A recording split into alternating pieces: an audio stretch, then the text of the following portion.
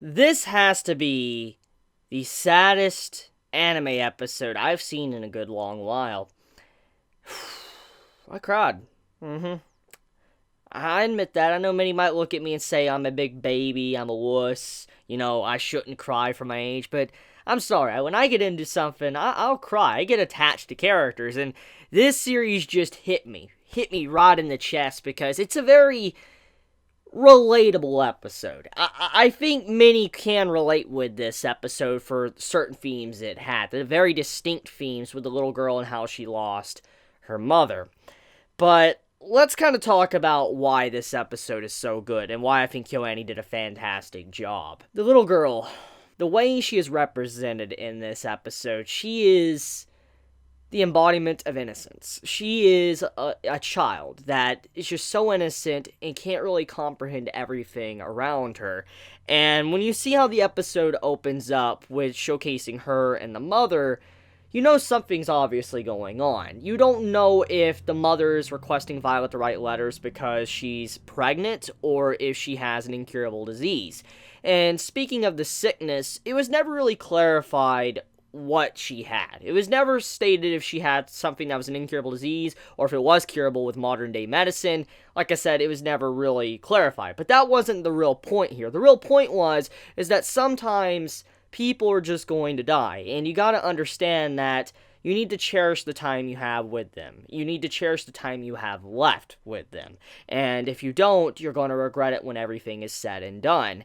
And this little girl, that's around the age of 7 or 8, she had to obviously grow up very quickly. She had to come to terms with the loss of her mother and her father. And she would be left alone in the world by herself without her family. And just thinking about that alone, it's very emotional. Because just think about from your perspective as a person, okay? If you were a child at the age of 7 or 8, or even 13, whatever age you want to be, and you love your family, you love your parents, and all of a sudden you realize that the last family member you have, they die. And you're left alone. I mean, one of these days you might find people that you could connect with, you could find a lover or something, but until then, you're going to be alone. And since she's at the age 7 or 8, she's going to be alone for a very long time. And it hits you because you're like, something like this is very real. People are constantly put into this type of situation where they come to terms with that they are truly alone. They're lonely because they will not have anyone that they can truly connect and speak with. And with her losing her mother like that, it's truly heartbreaking because I'm like, this is something that happens. And let's get into the innocent part. So it's very apparent that she, like I said, had to grow up very quickly. And she had this child innocence. She was constantly wanting to just, have fun, play with dolls. She was even going out of her way and having that annoyance of a child, like, for instance, just bothering people or bothering Violet in this episode. Like, Violet, can you do something for me? Can you do something for me? And it was very much like a child. That's how a child would act. And I thought the way KyoAni really, showcased that, it was spot on. As you see it continue on, she starts questioning, why are you taking time from my mother? You're taking time from my mommy and all that. I want to be able to spend time with her. Why does she have to write these letters? What do these letters mean? What are on them and all that? And she's constantly trying to ask these questions, and you see that nobody really wants to give her a definitive answer.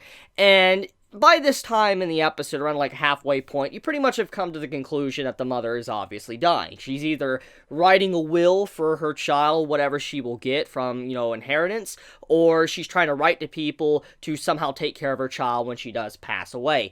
One of those two things. That's what I was coming to the conclusion to when I was watching the episode.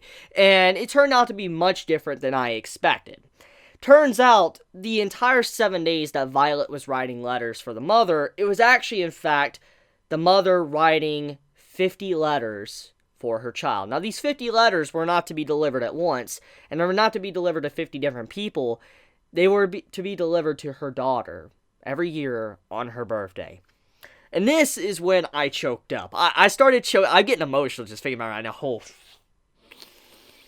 But this is when I started to choke up because, that shows how much the mother loved her child to go that far. Because she was very aware that she would not be in the world for very long. She realizes she was going to meet her end. And so her final act before she was gone from her child's life, she knew her child was going to go through a lot of hardships. She knew her child was going to be very lonely. She knew her child was probably going to face many times to where she wouldn't be able to get the answers she wanted because she doesn't have her family there. And so the mother went out of her way to just in some way have it to where her child could look forward to something every single birthday. Even if she doesn't have anyone, like for instance no other family member or whatever, at the very least every time her birthday rolls around, a letter will come in and it will be delivered to her. And she will be able to read it, and it's her mother's handwriting. And it's a very sweet testament to what the mother really is trying to do for her daughter. She, in her own way, she tried to be there with her daughter throughout the years, even though she was going to be gone.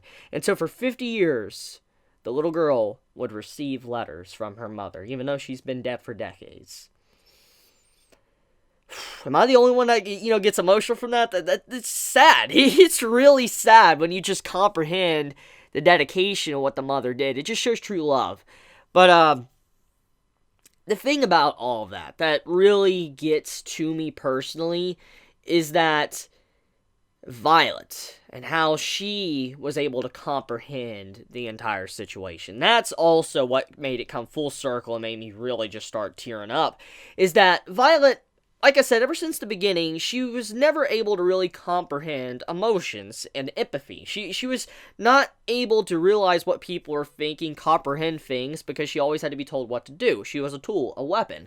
And now after all the development she's received, and we see in this episode towards the end when she starts breaking down and crying, you can see how much she truly has changed. After the realization of what she has done in the war, of, killing people, to losing the Major, she now knows what it feels like to lose something, to be lonely. She understands those emotions now. And so she truly could comprehend what the little girl was going through. Or she could comprehend what the little girl was going to go through, especially when her mother was gone. And so when Violet started breaking down, she's like, I wanted to cry the entire time while I was there. I was like, oh my god. Like, she wanted to cry because she knew what the mother was doing was like her final testament for her daughter. And she was very sad because they couldn't be together. There's just no way for these two to continue to be together. It was destined for them to part. And that was the sad reality of it. And so Violet breaking down, it shows how much she has changed. She has truly changed for the better. She has started to understand what it means to lose things. And it's a good episode. It's a really good episode. So, to get into, the little stuff, though, the montage at the end, that is probably the saddest thing I have seen in a while. When you see how she ages slowly from, age 8 all the way to up to age 20 and so on, you're like, my god. Just, the planning that the mother did in those 7 days just for her daughter, just talking to her, you probably have a lover now, someone you're interested in, and I'm like, my god, just, that's probably what kept her going and moving forward. That's probably what gave the daughter inspiration not give up and just kill over. She probably was able to move forward because of the letters from her mother. It's truly sweet. It's inspiring, inspirational, and just, it's something that I think many could relate with. If you love your parents, or if you have someone you love or whatever, and you were to lose them, I bet something like this would really just, mean a lot to you if they were to do something like that. But, that's pretty much it. I mean, this episode, music-wise, animation, everything, it was spot on. I don't think it could have been done any better than what it was. I think KyoAni was truly going all in for this episode. Best episode yet of Violet Evergarden, and like I've already said, is probably the saddest anime episode I've seen in a good long while. It really broke me when I was watching it. I started crying.